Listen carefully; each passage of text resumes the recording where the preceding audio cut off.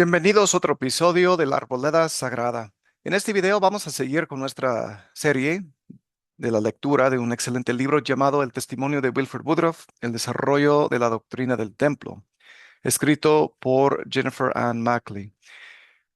Nuevamente vamos a aprender bastante información de primera mano que viene de Wilford Woodruff sobre el templo en esta lectura del libro. Si ustedes son nuevos al canal, les invito a que puedan suscribirse al hacer clic en el botón que se encuentra abajo. Después, favor de hacer clic en la campanita y seleccionar la opción de recibir todas las notificaciones del canal. Aprovechen, hermanos, y vean los otros videos que se encuentran aquí para poder disfrutar de varios temas doctrinales, temas de la historia de la iglesia y otros estudios más profundos dentro de las escrituras. Si es la primera vez que están viendo esta serie, les aviso que el día de hoy vamos a leer el capítulo 3 del libro. Son 3 videos que están disponibles ya. Pueden volver a verlos o verlos en este momento si quisieran. Pero vamos a seguir entonces con el capítulo 3 del libro El desarrollo de la doctrina del templo. Espero que les guste, hermanos. El capítulo 3, que es el cuarto video en esta serie, se llama Kirtland y el poder de Elías. Ahí les va. El mandamiento inequívoco del bautismo para poder entrar en el reino de Dios ha sido tema de debate entre teólogos durante cientos de años y para muchos, dicho requisito presenta un dilema por la razón de que hay millones de hijos de Dios quienes han muerto sin haber tenido la oportunidad de aprender, aceptar y cumplir con el mandato universal del bautismo. Al estar Wilford buscando una iglesia que fuese consistente con las enseñanzas de las escrituras del Nuevo Testamento, se encontró con 2 opciones. Una constaba de religiones que ignoraban la doctrina del bautismo, enseñaban que era posible entrar en el reino de Dios sin ser bautizado. La segunda opción incluía religiones que demeritaban la misericordia de Dios y declaraban que sin el bautismo, incluso la gente inocente está sujeta a la condenación eterna. En 1857, Wilford declaró que ninguna de las 2 opciones le parecía aceptable, ya que no le era concebible que los que vivieron una vida de libertinaje y los que simplemente no habían sido religiosos fuesen consignados al mismo infierno. Confiando en que los que fallecieron sin haber escuchado y aceptado el mensaje del Evangelio no serían castigados por un Padre misericordioso, Wilfred enseñó el siguiente principio. Millones han nacido en la carne y han vivido y fallecido sin poder ver a un hombre llamado por Dios, investido con autoridad para administrar ordenanzas en la casa del Señor. ¿Los castigará el Señor por el hecho de no haber recibido el Evangelio? De ninguna manera. La cuestión del bautismo no presentaba ningún dilema, ya que en 1823 el Señor envió a Moroni para que instruyera a José Smith en cuanto a la redención de los niños inocentes. Moroni enseñó cómo se administrarían los asuntos de su reino, qué cosas hacer, cuándo hacerlo y las formas específicas de llevarlo a cabo. En su primera visita, Moroni instruyó a José Smith en cuanto a Elías y el poder sellador. He aquí, yo os envío a Elías, el profeta. Él hará volver el corazón de los padres hacia los hijos y el corazón de los hijos hacia los padres. No sea que yo venga y hiera la tierra con maldición.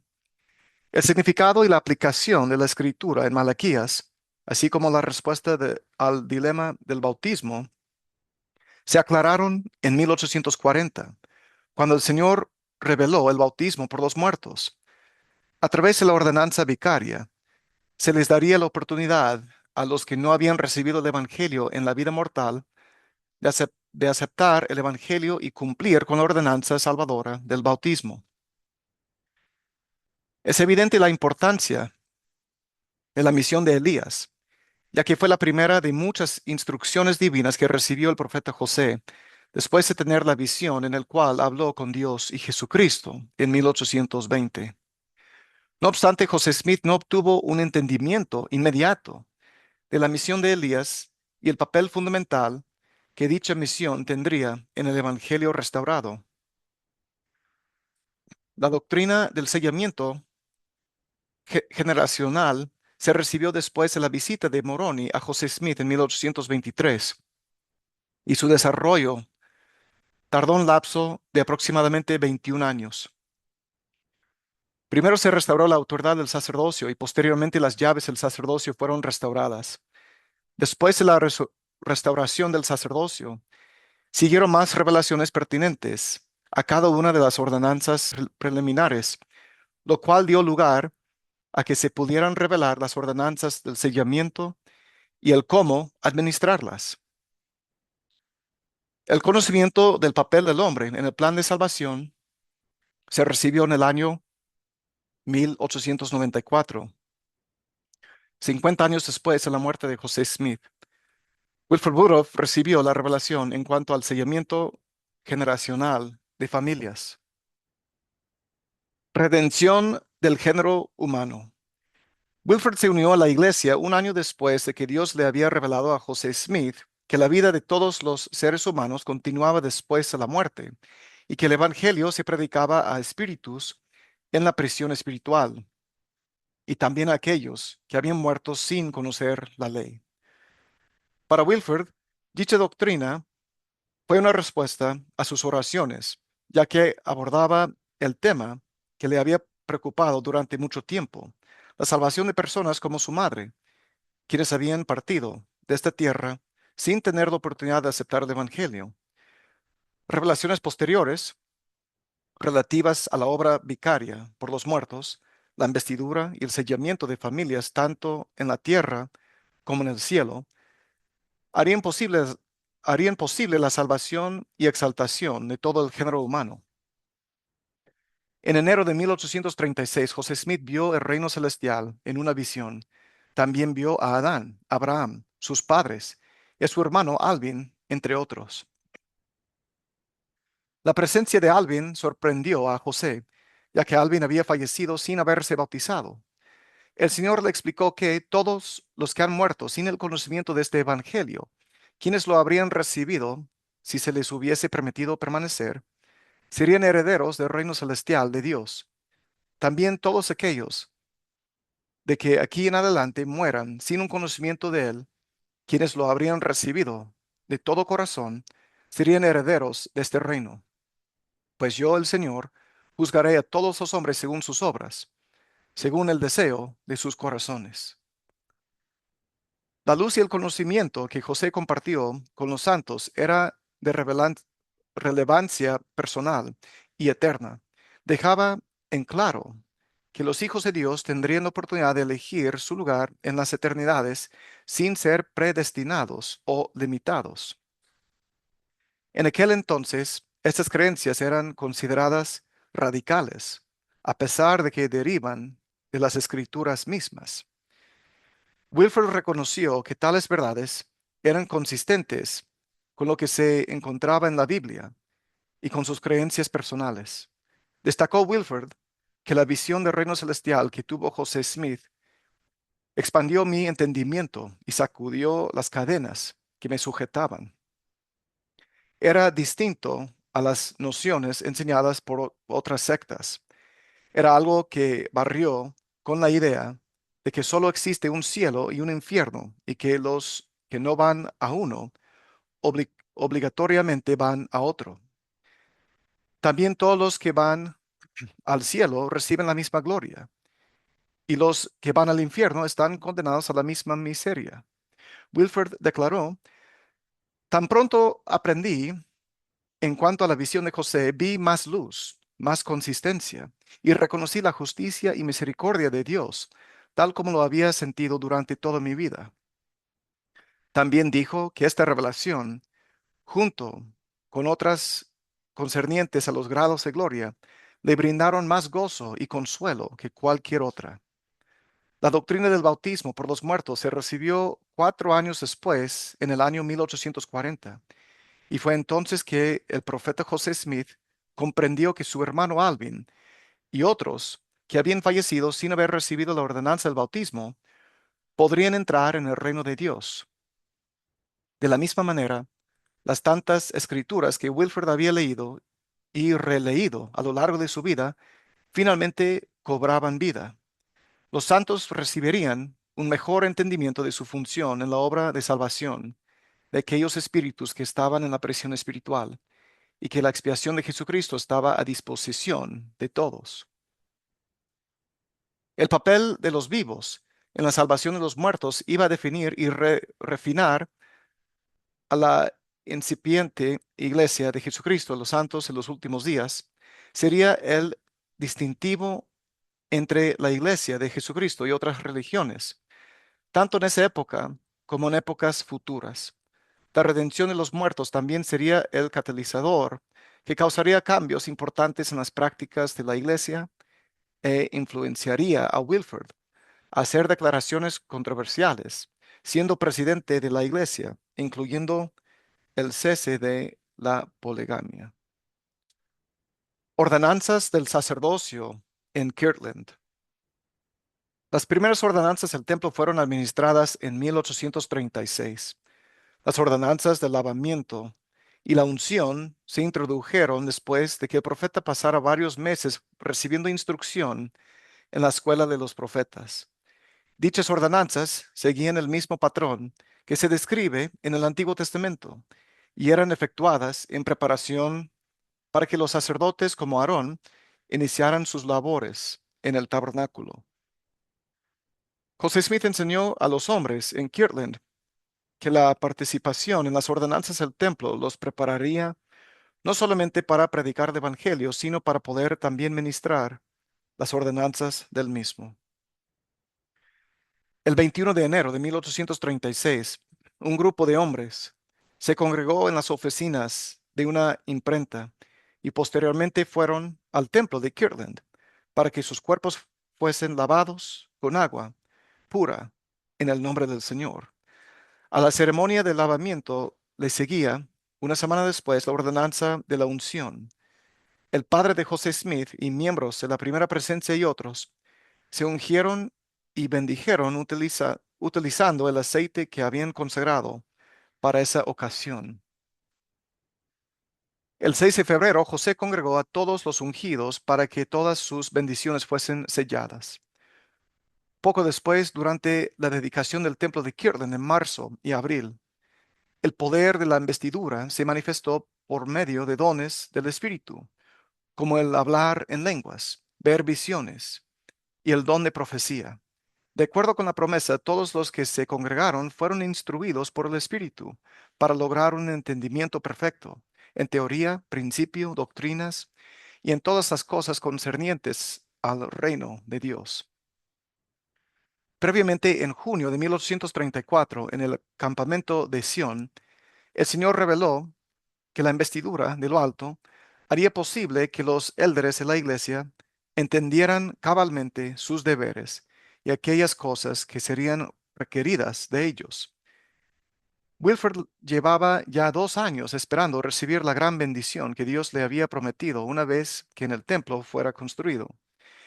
Sin embargo, una vez que el templo de Kirtland fue dedicado, el 27 de marzo de 1836, Wilford no estuvo presente, ya que José Smith le había pedido que permaneciera en Kentucky para presidir la obra misional allí y para que los apóstoles pudiesen regresar a Kirtland y participar en la ordenanza de la investidura.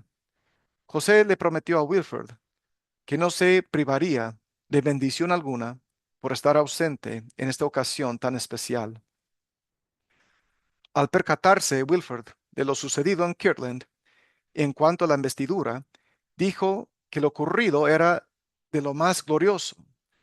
Abraham O. Smoot fue quien le trajo las noticias de la reunión de los santos en el templo, de la cual Wilford escribió: los cielos se abrieron ante ellos. Ángeles y Jesucristo fueron vistos. Bendiciones verdaderamente grandiosas. Llaves del sacerdocio. El 3 de abril de 1836, una semana después de la dedicación del templo de Kirtland, ocurrieron dos eventos cruciales que formarían parte de la historia de la iglesia. El primero fue la aparición de Jesucristo en el templo para aceptar la ofrenda de los santos. la máxima bendición de contemplar el rostro de Dios en la mortalidad. El segundo evento fue el otorgamiento de las llaves del sacerdocio por tres profetas de dispensaciones anteriores, el conocimiento, poder y autoridad para presidir y dirigir en el nombre de Dios. Moisés, Elías y Elías el profeta confirieron a José Smith y a Oliverio Cowdery las llaves del recogimiento de Israel y del convenio abrámico y el poder para sellar en la tierra y en el cielo. En ese momento se daba el cumplimiento de la promesa de Dios a Malaquías, más de 2000 años atrás, y a José Smith en 1823. Con la declaración de Elías el profeta, he aquí ha llegado plenamente el tiempo del cual se habló por boca de Malaquías. Por tanto, se entregan en vuestras manos las llaves de esta dispensación. En Mateo 16:19, Jesucristo describió el poder sellador que Elías confirió, definiéndolo como las llaves del reino de los cielos. Dicho poder era un elemento esencial para que las ordenanzas del sacerdocio fuesen efectivas, tanto en la tierra como en el cielo por las eternidades. Tales llaves harían posible el sellamiento de hijos a sus padres terrenales y de toda la humanidad a nuestro Padre Celestial. Estas cosas, estas eran cosas que los santos aún no comprendían. Las tres llaves que se entregaron en abril de 1836, las llaves del recogimiento de Israel, las llaves de las bendiciones del convenio abrámico y el poder para sellar en la tierra y en el cielo, fueron las bases para llevar a cabo la obra en el templo. En la misión de la Iglesia de predicar el Evangelio, perfeccionar a los santos y redimir a los muertos, se dejan ver esas mismas cosas. El recogimiento literal de Israel se lograría a través de la predicación del Evangelio a todas las naciones. El perfeccionamiento de los santos prepararía a nuevos conversos para hacer convenios que los calificarían para las bendiciones de Abraham. El sellamiento de bendiciones en el templo para los vivos y en forma vicaria para los muertos estaría disponible para todos aquellos que estuvieran dispuestos a recibir las ordenanzas.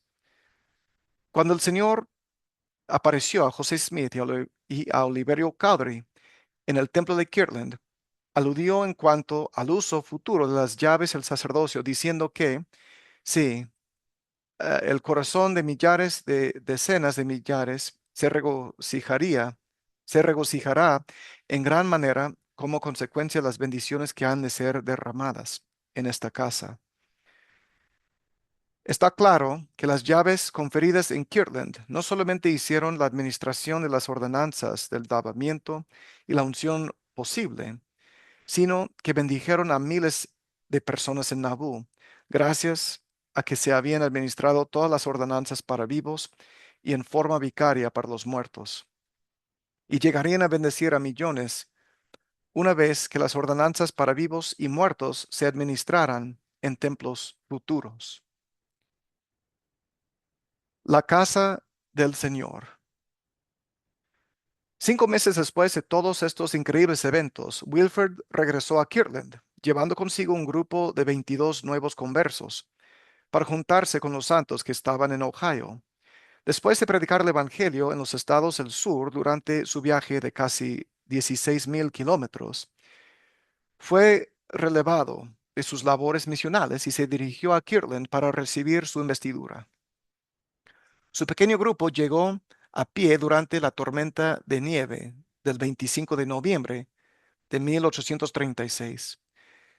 El gozo que sintió al ver el templo fue tal que antes de llegar a su pueblo escribió lo siguiente en su diario: He pasado uno de los días más felices de mi vida en esta visita a Kirtland y a la casa del Señor. Debo confesar que el paisaje es realmente indescriptible. Al entrar en la sala de asambleas del piso inferior, se sintió abrumado con, con asombro. Sintió que caminaba sobre tierra santa. Escribió también que los púlpitos y el diseño del templo reflejaban la grandeza, solemnidad, orden y sabiduría de Dios, lo cual comprobaba que había sido edificado por revelación bajo la inspiración de Dios. El nivel principal del templo de Kirtland se utilizaba para realizar diferentes servicios religiosos, y el segundo nivel se utilizaba para la escuela de los profetas. En el tercer nivel había un cuarto que José Smith utilizaba como oficina, y también había otros cuartos que se usaban de día, como la secundaria de Kirtland, y para reuniones de quórums de la iglesia por la noche. El mismo patrón de diseño de este templo se utilizaría en templos subsiguientes.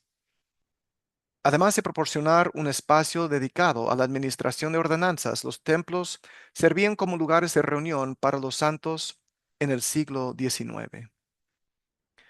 La estancia de Wilford en Kirtland sería corta. No obstante, ocurrieron tres eventos significativos mientras estuvo allí. El 3 de enero de 1837 fue llamado como miembro del primer quórum de los 70. Wilford se reunía con su quórum cada semana en la escuela de los profetas y aprovechó la oportunidad de aprender latín y griego en la escuela Kirtland. También conoció a su futura esposa, Phoebe Whitmore Carter, en enero de 1837. Esa primavera tuvo el anhelado privilegio de participar de las ordenanzas de lavamiento y unción en la casa del Señor. Investido con poder. El 3 de abril, Wilford ayudó a conseguir perfumes y aceites que se utilizarían en las ceremonias del templo. Al día siguiente, en la reunión de la escuela de los profetas, estuvo con los que recibieron una investidura con poder. En Kirtland, este tipo de investidura era una experiencia espiritual, no era como la ceremonia y narración usadas en los templos actuales.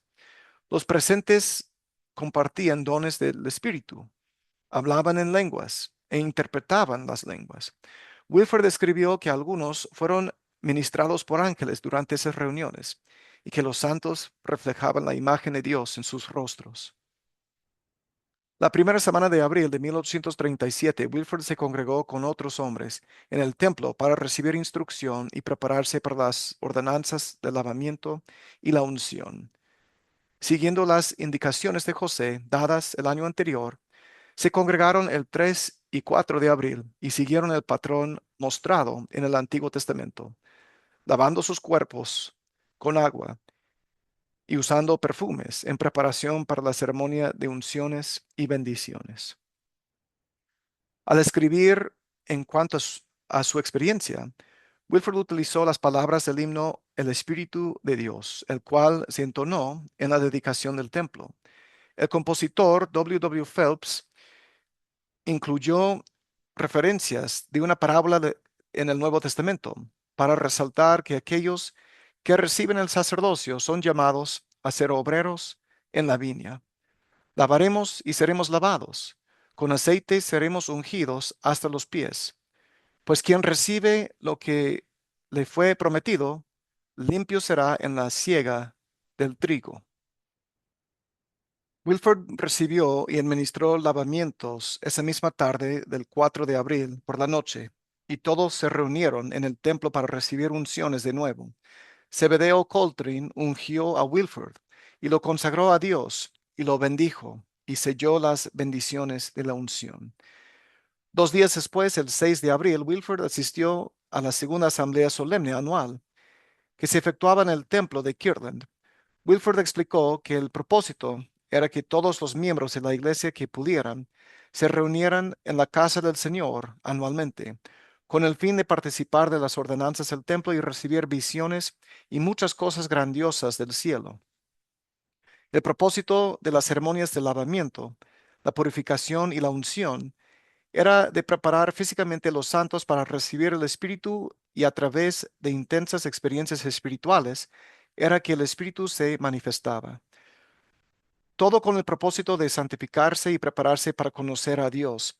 Ese era el deseo de José, que todos los santos llegaran a conocer a Dios en la mortalidad.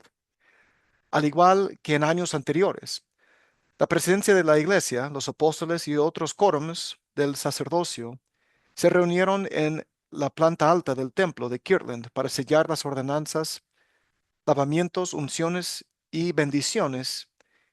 Y en esta ocasión, Wilford era parte del primer quórum de los 70. Después de los seguimientos, mientras hacían el lavamiento de los pies de los ungidos, Ever C. Kimball lavó los pies de Wilford y pronunció grandes bendiciones sobre él antes de iniciar la reunión con la congregación. Wilford explicó que la instrucción que José Smith le había dado era de suma importancia. También escribió que el lenguaje usado por José, el sentimiento y espíritu con el que le habló, fue tan poderoso que toda partícula de incredulidad e incertidumbre se perdían en el olvido. De acuerdo a lo escrito por Wilford, los santos vivieron momentos gloriosos todo el día y toda la noche, ya que la reunión continuó hasta la mañana siguiente, y regresaron a sus hogares llenos de gozo y consolación. Wilford continuó su noviazgo con Phoebe Carter durante ese invierno. En 1836, a la edad de 28 años, Phoebe salió de la casa de sus padres en Scarborough, Maine, y se unió a los santos en Kirtland. Wilford y Phoebe se casaron el 13 de abril. Frederick G. Williams ofició en el casamiento y se llevó a cabo en la casa de José Smith. 2 días después, el 15 de abril, Wilford recibió su bendición patriarcal de parte de Joseph Smith, padre. Se le prometió en dicha bendición que sería ministrado por ángeles y que sería instruido por el Espíritu de Dios. También se le dijo que tenía una gran obra que hacer y que a través de su fe traería a sus familiares al reino de Dios. El 31 de mayo, Wilford se despidió de su esposa para servir por segunda ocasión en una misión, porque el Señor me mandó que saliera, salí. Fue llamado como apóstol mientras servía su misión y vio cumplirse algunas de las promesas de su bendición patriarcal en cuanto a su familia. Salvación de los vivos y los muertos. El mayor anhelo de Wilford durante su misión era el poder compartir el Evangelio a sus familiares. Estaba acostumbrado a intercambiar puntos de vista religiosos con ellos. Algunos eran miembros de iglesias diferentes y otros se rehusaban a unirse a cualquier fe organizada. Cuando estaba en la misión, escribió que desde el día en que se unió a la Iglesia de Jesucristo de los Santos en los últimos días y entró en el nuevo y sempiterno convenio, su preocupación por la salvación de su padre era más profunda. Deseaba enseñarle el mensaje del Evangelio restaurado a su padre para que pudiera salvarse junto con el resto de su familia. En una carta a su hermano, Asael, Wilford expresó que uno de los deseos más grandes de mi alma es que veas, comprendas, creas y te aferres a la obra, pues siento un interés profundo por la salvación de tu alma y te ruego me concedas el privilegio de tu compañía en el reino celestial. En julio de 1838 predicó el Evangelio a su tierra natal, Farmington, Connecticut, en donde tuvo el privilegio de bautizar a miembros de su propia familia. Mencionó que la escena de ese momento era una escena de fantasía. Explicó que gracias a la misericordia de Dios le fue permitido compartir la palabra de Dios con sus familiares con el poder del sacerdocio y ver que mi padre, mi madre y mi única hermana recibieran bendiciones de Dios por medio de mis manos. Llegó justo a tiempo a Scarborough, Maine, para estar con su esposa Phoebe y ver nacer a su primera hija, a quien llamaron Sarah Emma, el 14 de julio de 1838. Entre 1837 y 1839, mientras predicaba el Evangelio en los estados del este y las islas Fox, cerca de la costa de Maine, un estado noreste de los Estados Unidos, los problemas crecientes en Kirtland obligaron a los santos a salir de Ohio. Habiendo pasado menos de un año desde la partida de Wilford, muchos líderes de la iglesia se desmotivaron e- y se inactivaron. Otros fueron excomulgados. Entre ellos había miembros de la primera presidencia y cuatro que eran del quórum de los 12 apóstoles. Aquellos que permanecieron fieles siguieron a José Smith a la ciudad de Far West, Missouri, y allí colocaron las piedras angulares para la construcción de un nuevo templo e hicieron planes para una nueva ciudad. Los proyectos de los santos no fueron recibidos con buenos ojos por la gente de Far West, y las tensiones aumentaron al punto de conflictos armados en el otoño de 1838. Wilford se enteró de las tragedias en Crooked River, en Hans Mill, y de la expulsión de los santos de Missouri por medio de noticias en periódicos y a través de cartas. Durante la encarcelación de José Smith y otros líderes de la iglesia entre octubre de 1838 y abril de 1839, en la cárcel de Liberty o Libertad, los santos comenzaron a congregarse en Quincy y posteriormente en Commerce. Se le cambió después el nombre a Nauvoo, el estado de Illinois. La fundación. Habían pasado 20 años desde la primera visión de José Smith y como el Señor lo había prometido, la autoridad del sacerdocio se había restaurado.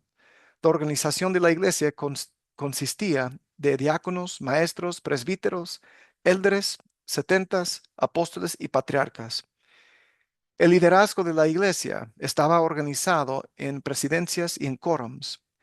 Había misioneros predicando el evangelio a los confines de la tierra, y aquellos que aceptaban sus enseñanzas eran bautizados en la iglesia y el reino de Dios sobre la tierra. Se había construido el primer templo, el cual proveía un refugio y lugar santo para experiencias espirituales sagradas. Elías había visitado al hombre y entregado las llaves para sellar, según la profecía de Moroni en 1823. Las revelaciones recibidas en Kirtland en cuanto al mundo de los espíritus y los grados de gloria prepararon la vía para el desarrollo doctrinal. En los años finales de la vida de José, Dios reveló la ordenanza del bautismo y de la investidura y sellamiento, ambas necesarias para ser exaltados. Hermanos, con esto hemos terminado con la lectura del capítulo 3 del libro El testimonio de Wilford Woodruff, el desarrollo de la doctrina del templo. En el siguiente video vamos a leer el capítulo 3 del libro, que se llama Bautismos por los muertos y rebautismos. A mano izquierda pueden ver el índice de todo lo que vamos a leer en este libro y toda la información excelente que vamos a aprender de primera mano de Wilford Woodruff. Como dije, este es el fin del cuarto video. Sobre lo que escribió la hermana Mackley en este video, hermanos, díganme, ¿qué aprendieron ustedes? ¿Qué información les gustó o quizás fue nueva para ustedes? Dejen sus comentarios en la sección que se encuentra abajo. Y favor de compartir este video en todas las redes sociales, en sus grupos de WhatsApp, donde quiera que sea, para que más personas puedan aprender más y disfrutar de esta lectura del libro, El testimonio de Wilford Woodruff, el desarrollo de la doctrina del templo. Por favor, inviten a sus amigos y familiares que vengan al canal, que puedan suscribirse. Déjenme un like aquí en este video. Y como siempre, espero que aquí en este canal, La Arboleda Sagrada, ustedes hayan encontrado nuevamente su lugar apartado y especial para aprender más sobre las hermosas verdades del Evangelio de Jesucristo. En este caso específico, algo de los años de Kirtland, los lavamientos y las unciones en el templo de Kirtland. Nos veremos próximo aquí, para la próxima vez, aquí en la Arboleda Sagrada. Cuídense mucho, mis queridos hermanos. Gracias siempre por el apoyo. Espero que puedan seguir adelante aprendiendo más y acercándose más a Jesucristo. Un abrazote. Cuídense. Nos vemos. Chao.